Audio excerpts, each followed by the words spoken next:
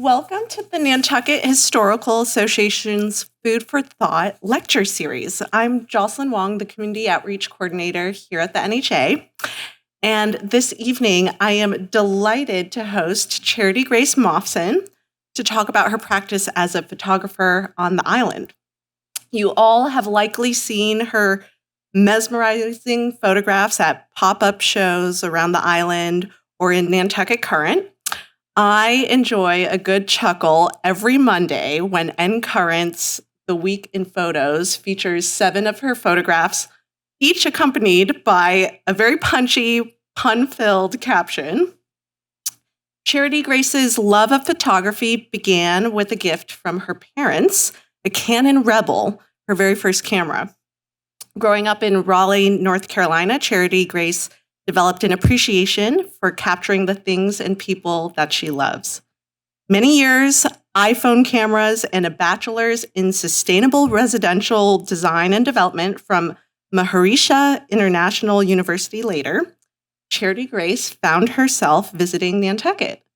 Captivated by the deep history and natural beauty of the island that all of us are attracted to, Charity Grace now calls Nantucket home.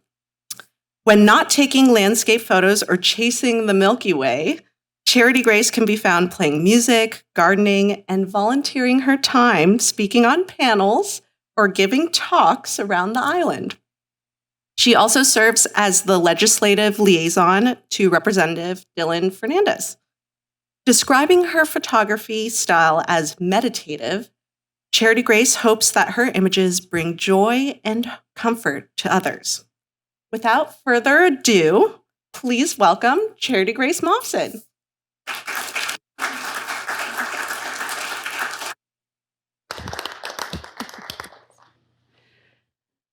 All right, so I'm Charity Grace Moffson of Charity Grace Photography. Here's just some basic contact info, my website, my Insta, Facebook. I included this screenshot from my Instagram profile because this was one of the first astro shots that I captured and posted back in 2018. And I included this for a couple of reasons.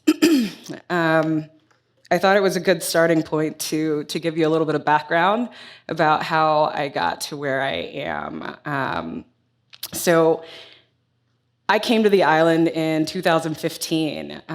Initially, I worked at Housing Nantucket, and when I left there, I went to the Museum of African American History, and both organizations were wonderful. I did wonderful work on the island.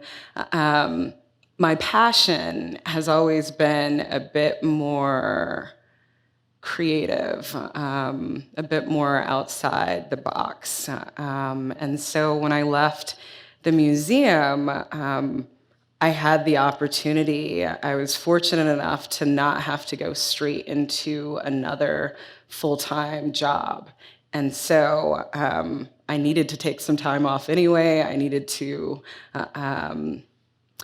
breathe and take some time to heal after a very, very challenging final 6 months or so at the museum. So photography initially for me was more than meditative, it was therapeutic.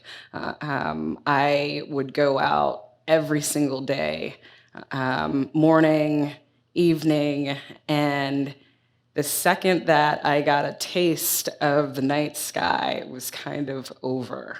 The first time I went out, I didn't even have a tripod with me, and we'll get a little bit more into that, but just so you know, a tripod is mandatory if you're trying to make a decent night photo. But I was walking through town, and I had my camera with me, and it was the perfect clear sky, and I just put my camera on like the pier and tried to hold it as steady as possible. And what I got was nothing that I would share with anyone, but it was enough to show me what could be. And so lots and lots of trial and error later, I finally was able to get this image. This was out at Cisco Beach, probably right before sunrise. And I had been out there for a couple of hours, playing around, literally pressing all the buttons on my camera,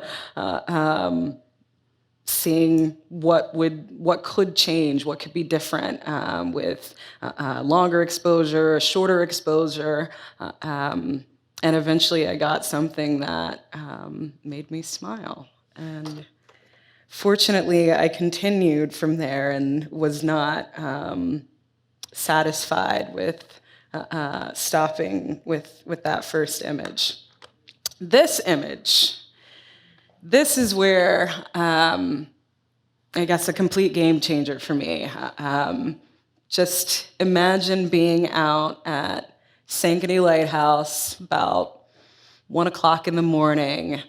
This was the new moon in June of 2019. So this is a little less than a year of me playing around with more settings. I was definitely using my tripod at this point. Being out at Sankaty in the middle of the night is both peaceful and a little terrifying at times. You literally feel like you are on the edge of the world. If it's a windy night, it's a little more intense. But this night that I was out, all the conditions were perfect. It was a clear sky. I could literally see the Milky Way with the naked eye. I knew, as long as I didn't screw up, setting up my camera, like there was literally no way that I could mess this up. And I didn't. I got this shot, and even before I got home and uploaded it to my computer, I knew that it was something magical. This was the same night, just a different angle, different perspective. But yeah, this was a magical night. This is something that I knew that if there was any way I could share it with other people, I get it. Most people aren't trying to be up at 1, 2, 3 o'clock in the morning. Totally fair. But those of us who are, if there's a way to capture it and share it so that when you do wake up, you can see what we all are so privileged to have access to here on Nantucket. Prior to coming to the island, I was in school at Maharishi International University in Iowa. In Iowa, we thought we had amazing dark skies, but it was not until I moved here that I really started to experience all that the night sky has to offer. So this was during COVID, also out in Sconset. Now, Sconset is definitely one of the darker parts of the island, so I try to spend a good amount of time out there. This was during, I think obviously it looks like they were putting in a new foundation, but I thought it was fun, and since this was during COVID, like I said, most people aren't out in the middle of the night anyway, but definitely not during this time. So it was the perfect time to be out, and if you're an introvert, and experience something incredible that most people don't get the chance to experience. I included this because I wanted to show you guys, by this point, let's say 2021, I think is when I got my first star tracker. And so what a star tracker does is it allows you to basically be able to capture a sharper image. When you have your camera on a tripod, when you do a long exposure, if you look really closely, you can see a bit of trail. So Not sure if I can zoom in close enough where you guys can see. Yeah, you can see, you can definitely see those stars are not sharp points. They're not dots. And that's because there's movement.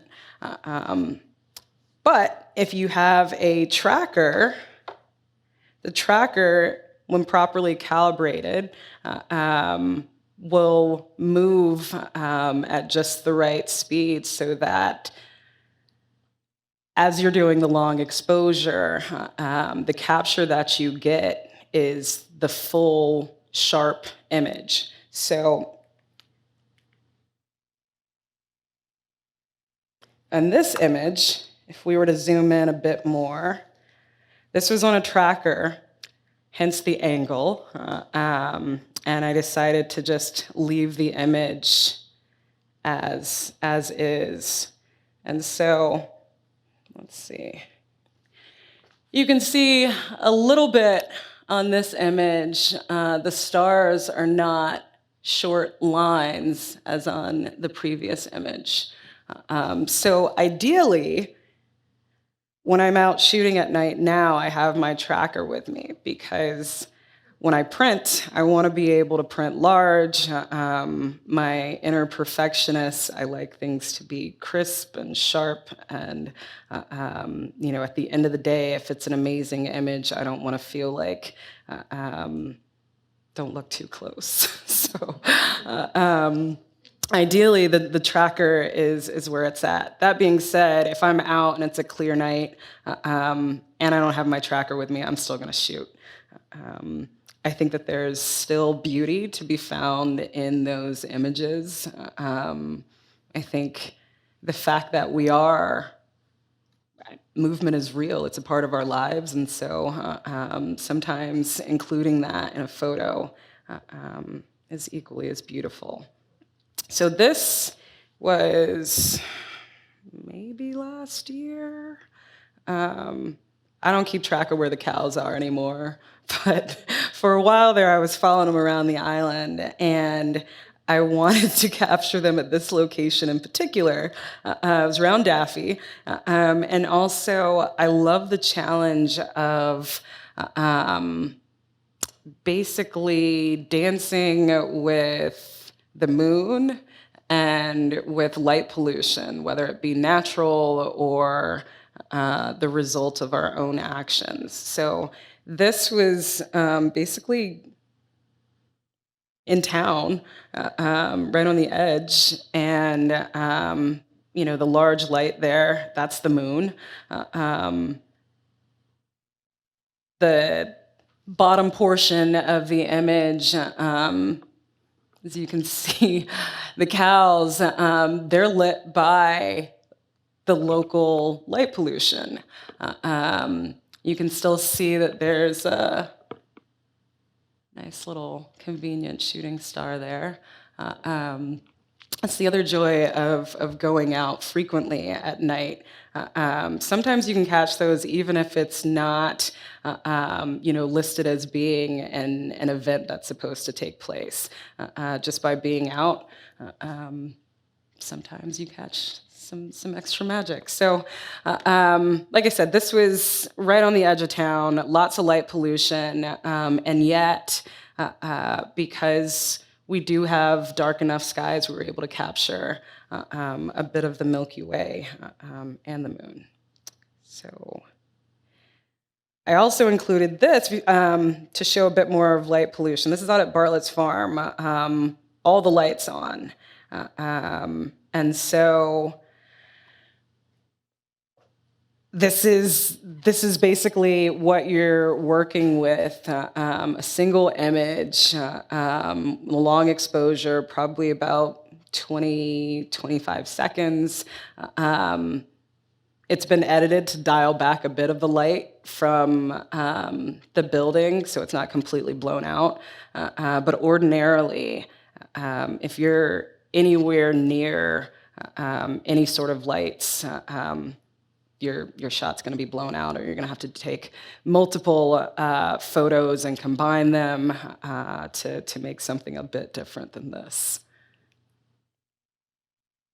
I included this image. I took this for, I think it's Nantucket Lights, maybe. Henry is out with a light meter, basically taking ratings to show the light pollution in town. And so this was the night, just another side fact. Nantucket, our weather can change at like the drop of a hat. It changes all the time. And so paying attention to what's happening in the sky, even if it says that it's going to be a totally cloudy night, sometimes we'll get a break. And so this is one of those nights that we had it was literally like a 10-minute window where the sky was going to clear up just enough where we could see some stars. But as you can see, this is Henry, facing the town, and that's on a normal night. All the light that comes from the town. This is probably a 10-second exposure, just enough to catch some stars and not be completely blown out by the town lights. So this was actually just about a week ago, right about the time that we had a full moon. So natural light pollution, I guess, if you will. I had my phone with me to light myself a bit. But one of the reasons why the stars aren't as defined or pronounced in this image is because there was a full moon. So that's just another challenge that I guess you have to work around. I have calendars where I track where the moon's going to be on any given date, and so those are usually the nights that I shoot, but I love a good challenge, so sometimes I'll still go out when there's a bright moon. It's another sort of light pollution, but beautiful light pollution out at Brant Point. And you can see the Milky Way coming straight through with the lights from the town in the background. Kind of speaks for itself, but I enjoy taking photos of the night sky with our lighthouses. I think there's something really beautiful about both, and so including them together in a shot is always fun and sometimes presents challenges. I don't love the red light of Brant Point, but we figure out ways to work with it. So last summer, I knew that I really wanted to figure out how to do night portraits, actually long before last summer, but last summer is when I finally succeeded. I had the pleasure of taking this incredible, it was a photography workshop that one of my wonderful mentors told me about. It was actually for wedding photography, but I saw in the preview that they knew what they were doing with astro portraits, and so that's probably the main reason why I initially signed up. And yeah, from there it was just, I knew the right settings. I knew I had the right gear, but convincing other people to come out with you in the middle of the night, when you know that it's going to be trial and error first, that was the hard part. So it actually took me until I think probably last May or June before I was able to convince somebody. Thank God for Gen Z. Always a good hype girl, always game for a random challenge or adventure. And so my good friend Mary came out with her little brother, and we played. We frolicked. We had a couple of chairs out there with us just to play around with some different props. And this was one of the images that came out. I think I had actually titled this in that week in review, I only wear my sunglasses at night. So it was a lot of fun. And once again, this was another one of those breakthroughs for me that was just like, okay, now you guys get out of my way. Like, but also please line up. I need people to come out in the middle of the night and let me take photos. So sometimes when I can't get people, I take my sometimes willing participant, my pup Herschel. He's a great sidekick, and he can usually be trusted to stay where I put him in a photo. But one of the things that I wanted to point out with this, this was lit only with the flashlight from my phone. And it was literally just a matter of making sure that Herschel didn't move. I took probably a 15-second exposure on this, and probably at about 13 seconds, popped on the flashlight, panned a little bit over him, and voila. So this was the end of last Milky Way season. I am so grateful for clients who genuinely believe in me and my creativity and will trust me even with their annual family holiday card. So this wonderful family, I had done a Christmas card for them the year before. And she was like, do you have any ideas for this year? And I was like, well, I do. Are you ready? And they were ready. Fortunately, one of the kids was really into learning about, the different constellations. The little girl, as you can see, came prepared with her star wand. And this is probably one of the things that I love the most now, because it's not just capturing our incredible night sky, it's sharing it live with people, in particular children, to see the wonder on a child's face when they look up at the sky and they can see all of that. It's incredible. And so it makes my job really fun. And because this was the end of Milky Way season, we could be out at Sankaty at 7:30 at night. So everybody wins. Nobody had to miss their bedtime. Got a little science lesson. Mom got her annual holiday card. And I think the whole family got a really awesome memory that most of their friends probably won't have when talking about their annual Christmas card.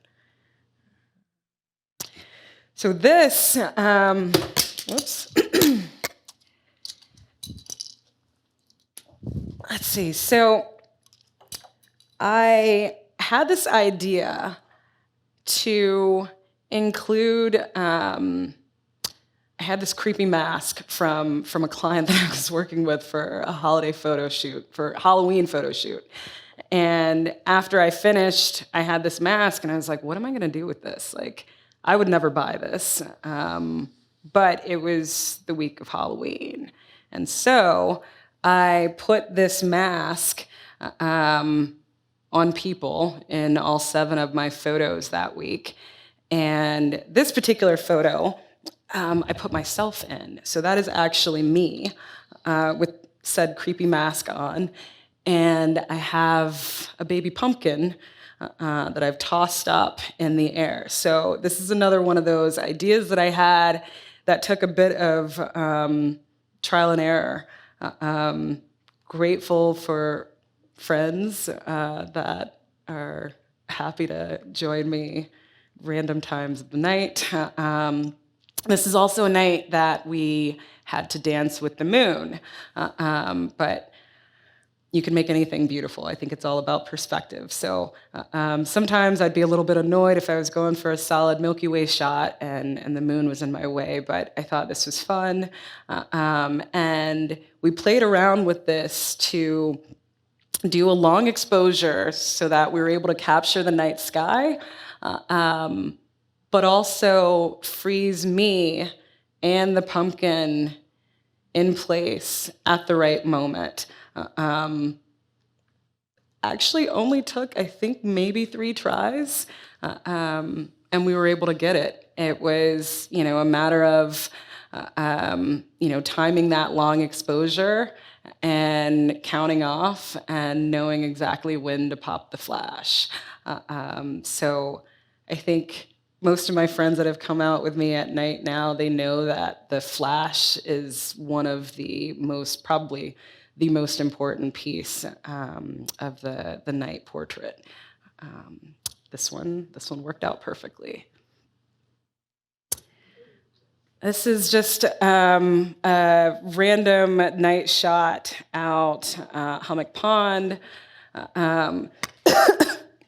Just to kind of show, there's different areas of the island that are dark, but you can still pick up some light, sometimes just from homes, sometimes from the mainland, sometimes from the overhead light in your car, but this is still a really good location. Hummock Pond is usually pretty dark at night, especially in the off season when there aren't a lot of people out there. This is another one of my favorite areas. Anywhere out near Maya Comet, driving through the windy roads back there on a clear night, I know I can catch some magic. Same thing out at Cisco. This is another one of my favorite spaces to go. I go to Cisco any time of day, though, day or night. It's one of the most beautiful areas on the island to me. This, if you've been following any of my work, you know this is one of my favorite locations. Little secret there, it's because it's like 5 minutes away from my house. So yes, it does still require effort to get up in the middle of the night, but it's a little bit easier when you don't have to travel that far. So this is a spot I know I can go where there's very little light pollution. I can post up, I can park fairly close to the water if I want to be near the water. And this particular night, this was actually just a few weeks ago, right at the beginning of this year's Milky Way season. So Milky Way season runs from like the end of February through like October-ish, late October.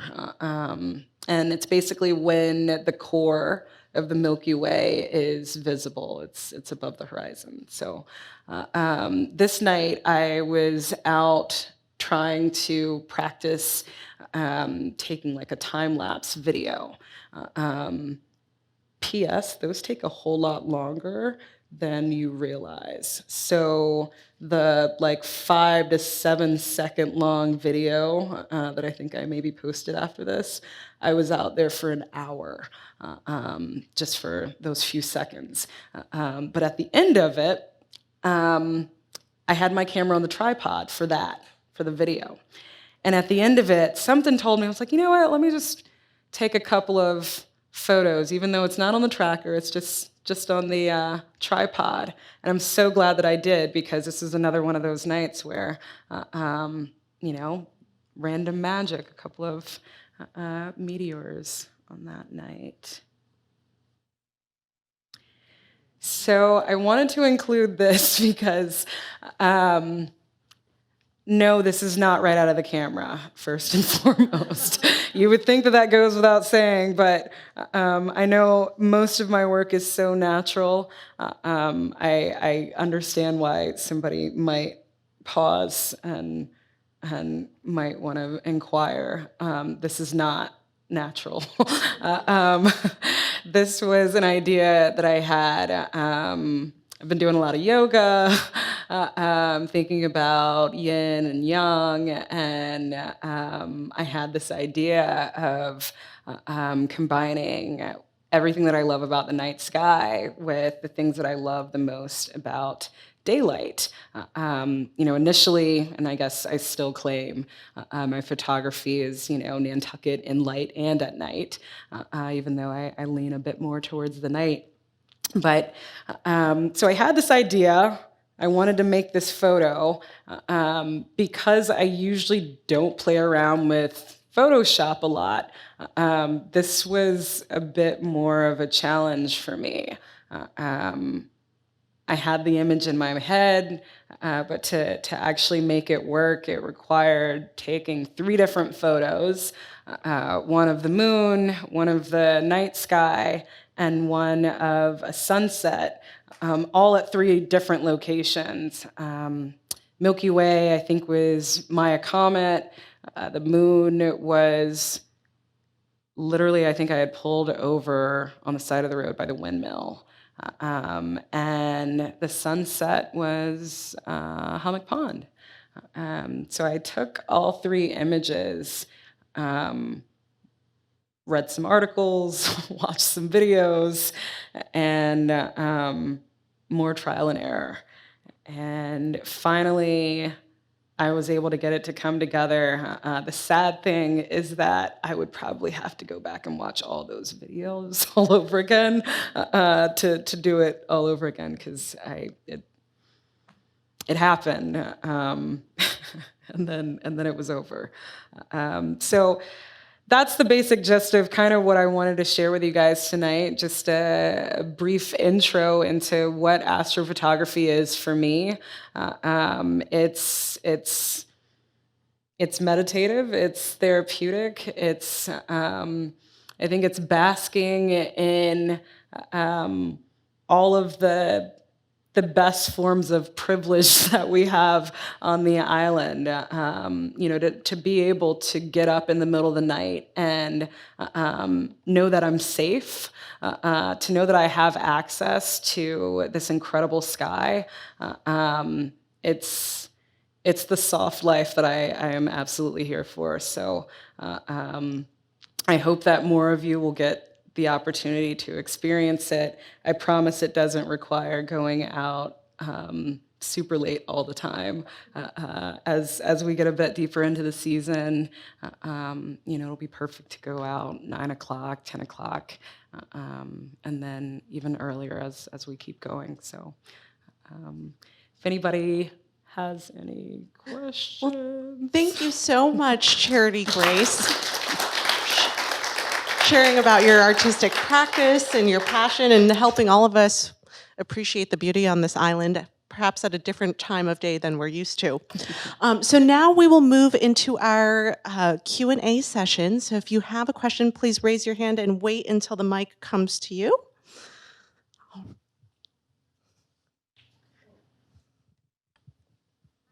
I loved your photographs. They're great. Thank you. So I think it was the 3rd photo that you showed us of Sankaty Lighthouse. There was a glow in the window, but there is no one in there. Right. So, I mean, it's just magical, to use your word, but can you tell us how you did that magic? I had nothing to do with that. I will say that, sometimes I'm trying to think back to that night. There was probably what appeared to be like a small glow, maybe a little nightlight of some sort. But with the long exposure, that's ultimately what came out. So can we write a book about this light? I mean, I think there's an opportunity there.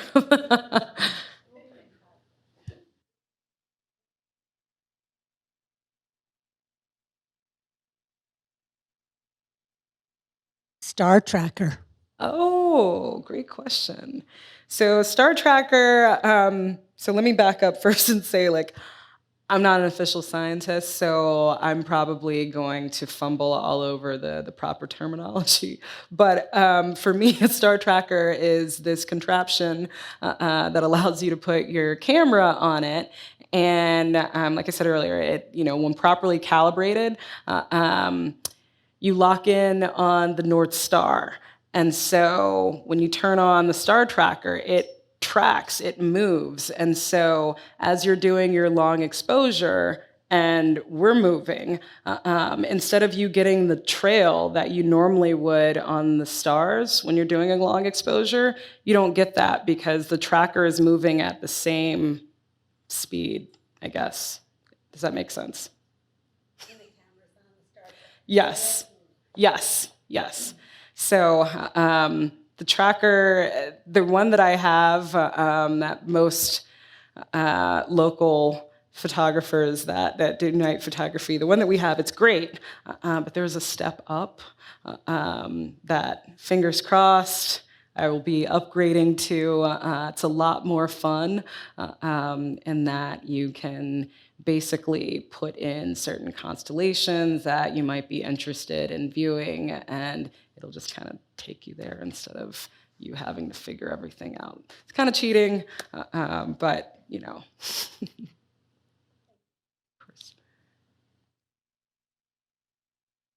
Those are beautiful.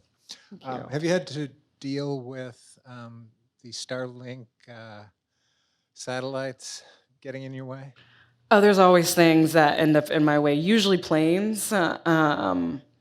Really annoying sometimes, mostly annoying on the nights when I'm also trying to dance with clouds.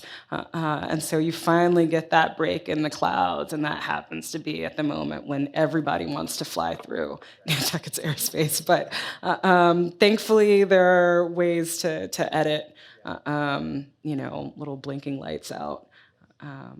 But no, I haven't had too many issues. I'm not going to get in the night sky politics too much, but what I will say is that I feel like, a lot of the photographs that we're taking now, whether we intend them to be documentation or not, they are. Their history. I hope that we always have access to the sky that we do now, but regardless, to make sure that people always know that this was possible.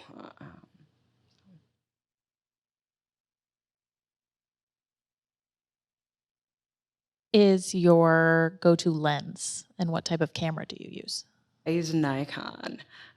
So yes, as a kid, I started with a Canon. I still love Canon. I couldn't tell you anything about shooting night sky photography with a Canon at this point, but Nikon, I use a Z7, and my go-to lens is usually like a 14-24, 12-24, super wide as you can go. There's actually a new Nikon lens in the Z series that apparently has the least amount of distortion ever. I had the pleasure of renting one a while back. It's amazing. And yeah, the wide lens, allows you to capture as much as possible up there.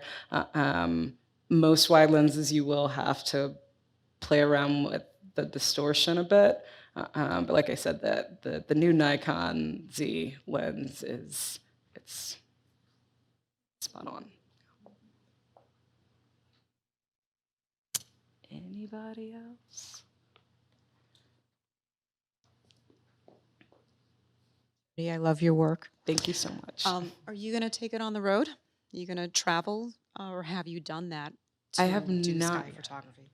I would love to.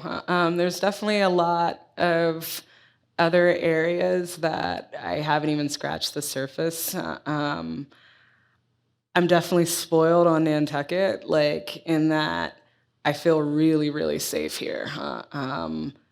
There aren't many places that I would feel right off the bat like, shoot, let me go out 2 o'clock in the morning by myself, frolicking around, like, so that's probably like the biggest thing that prevents me from traveling too much. But I have my list going of places that I know have really dark skies that I'd love to shoot. Iceland's definitely on there. Definitely got to get to like Costa Rica. There's probably some more places, but a lot of the places that I want to go are probably a bit colder. And there's some other things that I would like to shoot, like not just capturing the night sky, not just capturing people under the night sky, but wildlife. And that's a totally different level of a challenge, but a great challenge that I want to explore for sure. So.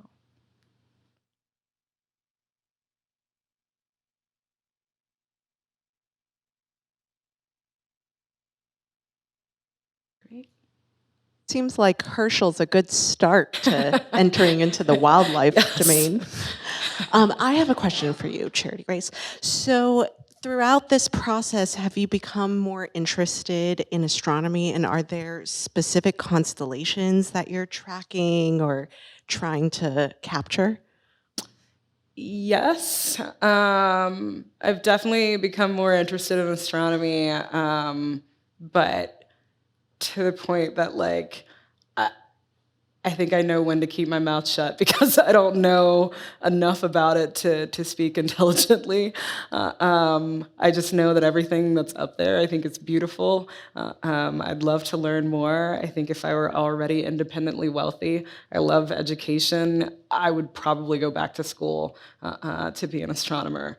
I think it's just absolutely incredible, and that it's one of those areas that it's not complete. Like there's still things to be learned, things to be explored, and discovered. So,